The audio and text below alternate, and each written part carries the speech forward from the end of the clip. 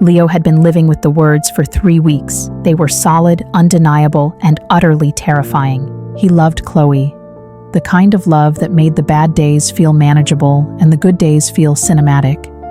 He loved the way she squinted slightly when she was concentrating on a book, the way she made terrible puns and laughed at her own jokes, and how, when she was stressed, she would start reorganizing his spice rack with laser precision. The problem wasn't the feeling, the problem was the delivery. The grand rejection. Leo spent a week watching rom-coms and scrolling through perfect proposal ideas. He considered renting a billboard. He drafted a song with complicated minor chords. He thought about spelling it out with fairy lights in the park. Every idea felt loud, theatrical, and fundamentally wrong for them. Chloe hated pretense. Their relationship was built on quiet evenings, shared honesty, and a mutual appreciation for silence. A massive public gesture would only embarrass her and overshadow the real heavy weight of the words themselves. He needed an authentic moment. He needed a moment that was only theirs.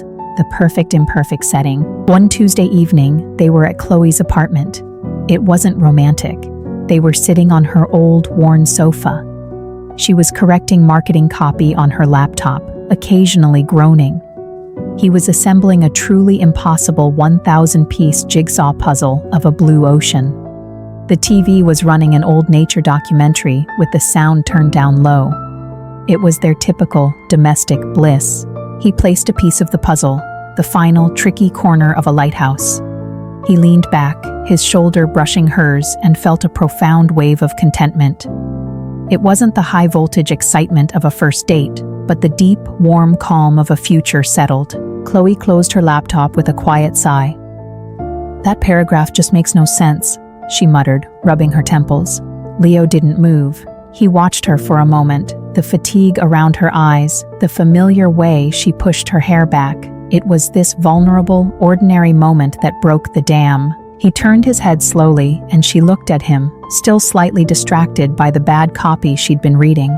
He didn't make a big speech. He didn't use flowery language. He didn't even preface it with a dramatic pause. "I love you," he said. The words felt huge, yet quiet. They weren't a question or a demand. They were simply a statement of fact, offered into the quiet air between them. The aftermath. Chloe froze. Her hand, which had been resting on the armrest, stopped moving. Her eyes, usually so animated, were still, searching his face. The silence that followed stretched out, thin and fragile. Leo felt his pulse hammering in his throat. This was the moment he had dreaded, the potential rejection, the awkward pivot. But he held her gaze, remembering his decision. He was saying it to give her his truth, not to get a specific response. She didn't immediately say it back. Instead, a tiny, genuine smile broke across her face. It was the purest form of acceptance he had ever seen. She reached out and took his hand, her fingers interlacing with his. "Thank you, Leo," she whispered. Her voice was thick, slightly choked up. "That is the best thing you could have said right now." She paused, taking a breath. "I love you too." "God, I thought you were never going to say it." Leo let out a breath he didn't realize he'd been holding, the tension dissolving into sheer, giddy relief. He squeezed her hand. The nature documentary still played silently on the screen, but everything else had changed. The moment wasn't grand, it was just real. And in its sincerity, it was the perfect declaration.